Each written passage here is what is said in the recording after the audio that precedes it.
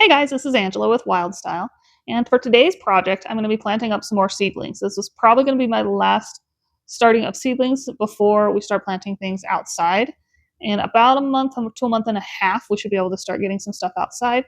So, looking forward to that. Going to plant up a few more things, take a little bit longer time to get started, in hopes that we can transplant them successfully outside later on. So, first and foremost, before we get started, I like to have labeled tags for everything I'm going to be planting so that those are ready to go. I like to use the garden marker that I just got off Amazon for that. It doesn't wash off. I can mist it, I can spray it, I can water my plants, and it stays on. It does really well. So I really like this garden marker for that purpose. But I've got my tags ready to go. And then our seeds today. So we're going to do a straw flower. This is one that I'm hoping to put in the cut flower garden and use it in vases and bouquet arrangements just around my house and for fun, maybe to give away. But this is bright rose straw flower. We're going to do some of these you'll recognize that we picked up from the seed swap if you saw that video. If you didn't, go check out that video. That was fun. But these came from the seed swap. And there's a couple other things that did. These are fragrant decorative sweet peas. These grow anywhere from 4 to 12 feet. These are climbing vine. And so I think what I'm going to do is plant some of these at the base of the pole that holds up the bird feeder. So if you saw the bird feeder video, you'll see the pole that goes on, and I'm hoping to plant these at the base of that and have them grow up and have some beautiful flowers for us to enjoy, the birds to enjoy. These from this pack, I'm just going to do the mini lobatas. These kind of almost looks like a flame, yellow and red little flowers. Look fun. These also are climbers, but they don't get as tall. It says that these get anywhere from, I read that wrong. These get anywhere from 9 to 18 feet. I thought it said inches. So I may have to rethink where I'm going to put those because they're taller than I thought. So 9 to 18 feet on those. So I'm going to have to come up with some place where I can trellis those. But they're really pretty. I thought that would be fun to try.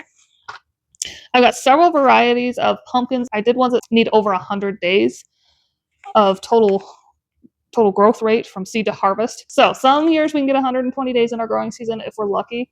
Some years we're lucky to get 90 days. So these are the ones that were over 100. I'm going to start indoors just to make sure that we can get them going. Hopefully they will transplant outside. We'll see how that goes. The first one is Rouge Vif de etampes. I'm probably butchering that because I think it's probably French or something. Not my strong point, but a fun decorative pumpkin. The Long Island cheese, another variety that's just going to be fun. A lot of these I'm going to use to decorate with around the house, out on the front porch, maybe give some away. Winter Luxury is actually a pie pumpkin, but it's beautiful. It's more of a white pumpkin, but it almost looks like it's got a little bit of a sparkleness to it. To me, it reminds me of Cinderella's pumpkin. So I'm excited to try those. You can also use them to make pies and things with. And then the Musc de Provence is one of my favorite varieties. Also more of a bigger pumpkin. They tend to be a little bit flatter, so I do like them for decorating because you can stack other pumpkins on top of them, and that makes that kind of a fun decorative item. These I found at our local Baumgart's store this year, and it's called Pumpkin on a Stick. I don't know if you can zoom in on that, just a hair. It's actually not a pumpkin, it's actually an eggplant, and it gets its name because it looks like a pumpkin, but it gets little flowers, and they grow on the main stem in the middle of summer, and then the eggplant ripens to a deep, this is red-orange color, but the stem itself is purple with large green leaves. It's supposed to be really easy to grow. It says plant them near a walkway or a pathway so that they grow up and kind of spill out onto the pathway, and it's supposed to be quite a showstopper plant for a decorative little plant. So not actually a pumpkin, but it's going to be a lot of fun if I can get them to grow. They grow up to 4 feet tall. Once those little eggplants, I should say, once those little eggplants start to form up, you might have to stake some of those branches up a little bit so that they keep their upward trajectory. But I'm going to try those. I was really excited when I saw those, so we will update you on those once we get those going and see how those are. We've got our yellow pear tomatoes that we picked up from the seed swap. So these are little tomatoes, similar in size to a cherry tomato, but small and yellow and shaped like little pears. And then I've got these are the same, but early jalapeno peppers. I want to get those started. And then also rainbow bell peppers. So as you guys probably are aware from my other videos, the purple bell peppers, and I think it was the green bell peppers. Neither of those seeds started, nothing germinated from those. So I'm going to give these a try and see if we can get some more to come up. If these don't work out for me, then I'll probably just buy bell pepper plants when our local garden centers have them in stock. But I'm going to give it one more go here. So those are the seeds we're going to work with today. I've got my tags made up. I'm going to go ahead and get my soil mixed up. So already in here, I've just got regular potting mix. And then the best way that I've found is to mix regular potting mix with the seed starting mix. The regular potting mix has more nutrients, and so it's better once the plants get older, but it can also be really dense, and so a lot of seeds won't be able to push through this potting mix. And so if you're just using the potting mix, a lot of people don't have good germination rates because their seeds can't push through that soil. If you start with just the seed starting mix, that works out really well, but you do need to transplant your little seedlings when they're pretty tiny in order to get them some nutrients that they need. And I'm not very good at that. Mine usually tend to pop up and then die off. And so what I found is the best way is to mix these two about 50-50, half and half. And that seems to be the best of both worlds because it lightens up the soil so seeds can push through. But then there's also the nutrients, so once they get a little bit bigger, they have the nutrients that they need.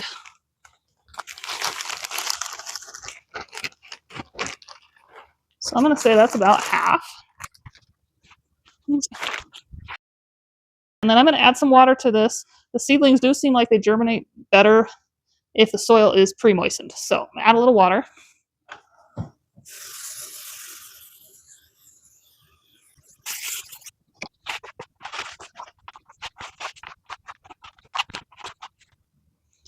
And I just test this. It's not holding its shape, so I'm going to need a little bit more water.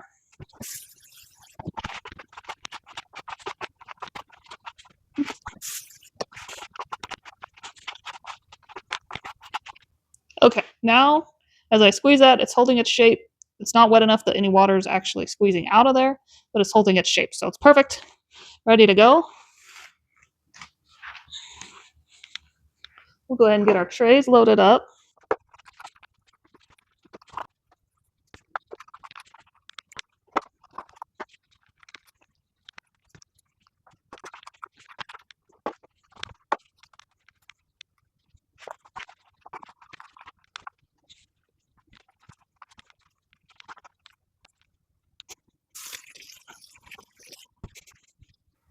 Okay, so now before I get started actually putting the seeds in, I like to get my tags in there.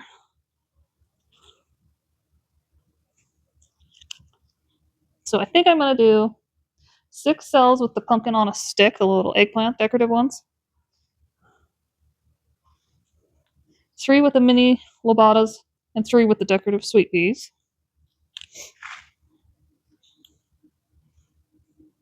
Probably 3 with the yellow pear tomatoes.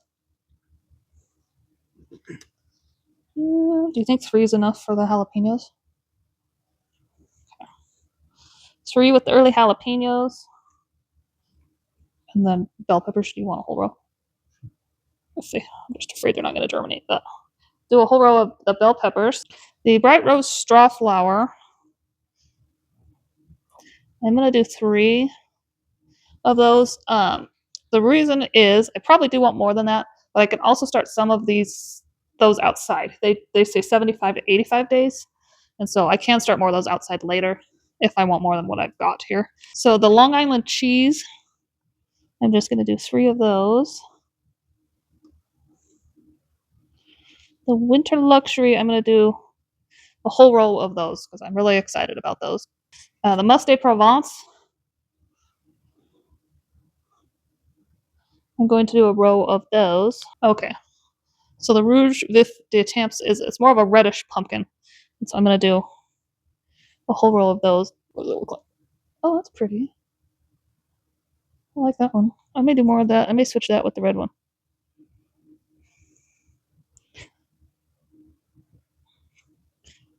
Okay, I'm going to do 3 of the Rouge pumpkins, which is more of a reddish pumpkin. And I'm going to put the Long Island cheese where I can do 6 cells of those. They're a nice, lighter, almost a peachy pumpkin color. And they're going to be really pretty to decorate with, too. And then I'll have a little bit fewer to accent with some red ones. Okay, so let's start with what I've got in here. the pumpkin on a stick, or actually eggplants. So it says to put these 1/4 inch deep. So I'm just going to poke my finger in to what I feel is about 1/4 inch deep. Okay, and that's what those seeds look like. I'm going to stick about 2 or 3 in each one.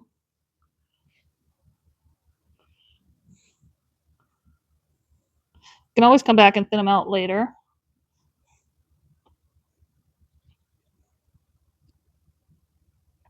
So these sweet pea seeds need to be planted at the depth of 2 inches. That's going to be quite a ways down in these trays. So I'm going to do my best. We'll see how it goes. I'm not sure. There's 3 different varieties: Sweet Dreams Mixed Colors, High Scent Sweet Pea, and Sweet Pea Galaxy Mixed Colors. And so I'm not sure. It's not labeled which one is which on the package. So I think I'm just going to do 1 cell of each and see what comes up.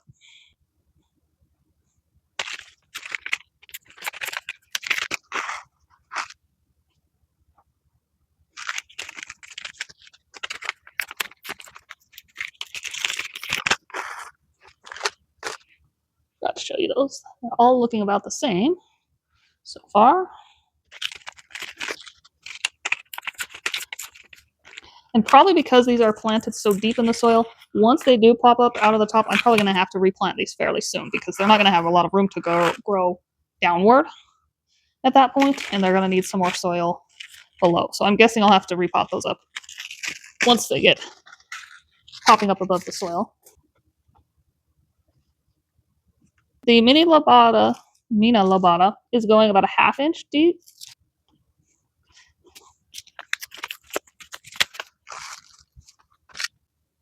There's the lobata seeds. And again with those, I'm going to stick about 2 or 3 in each cell.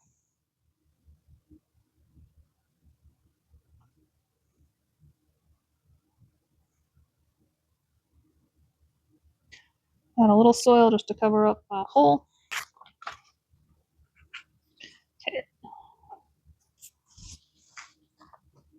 Okay, now moving on to our jalapenos. Okay, these are 1/4 inch, so not very deep.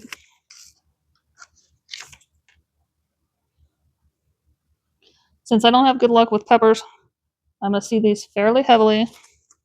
And I'm also going to take from this packet because I'm not sure, because that other packet came from the seed swap. I'm not sure how old those are. So just try and cover my bases. Okay, the yellow pear tomatoes, I don't have any information on this offhand. So I think when I've done tomatoes in the past, I've done them about 1/4 inch deep. So I'm going to do that again. Hope that that's correct for these. These are tiny little seeds.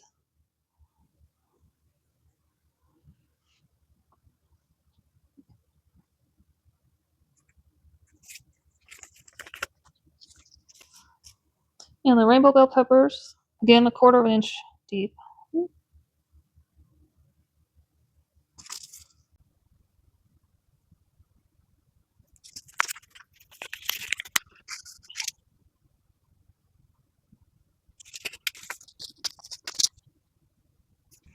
Okay, and that tray is done. Okay, the rouge pumpkins. I think all of my pumpkins are 1/2 inch to 1 inch deep, so I'm going to go nice and deep with these.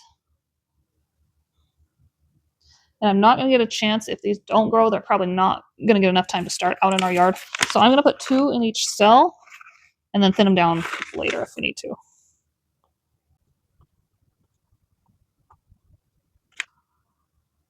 Same thing for the winter luxuries.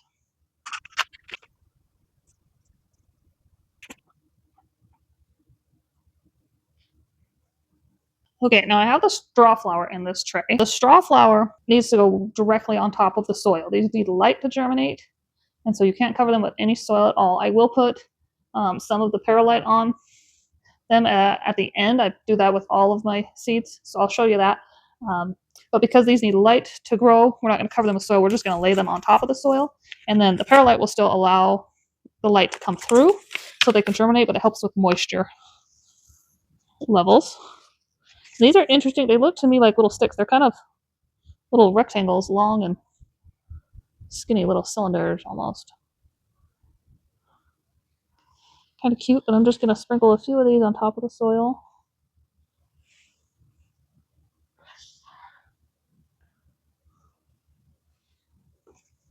I have not grown these before, so if you have, let me know of your experience with them. Okay, so last is the Musc de Provence and the Long Island cheese. And yet again, 1/2 inch to 1 inch deep.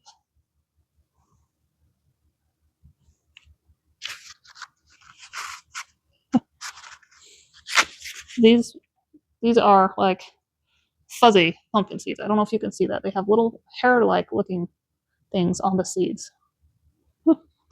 Kind of different, but I'm going to stick here again 2 in each cell.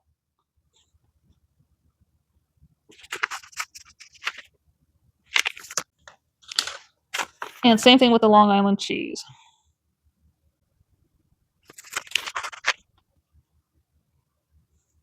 And these are more, look like normal pumpkin seeds, so. Okay. Cover those up with some soil.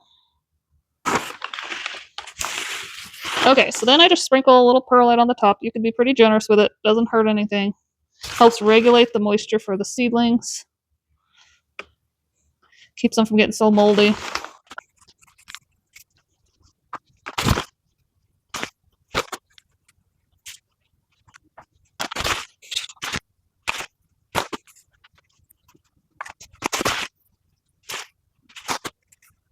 Now I'm going to lightly mist those in.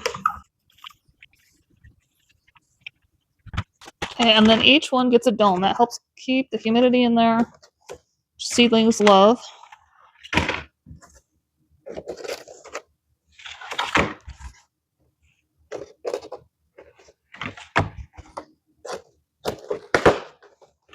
And then I'm going to put these under a grow light 14 hours right now. And I'm also going to put them on a heat mat. You don't have to have a heat mat with any of these, but I just find that helps my seeds come up quicker, and I have a little bit better germination rates, I feel like, when I put it on a heat mat. So I'm going to put these on a heat mat under the grow light, and I will keep you guys updated. So stay tuned. Thanks for watching. We'll see you next time.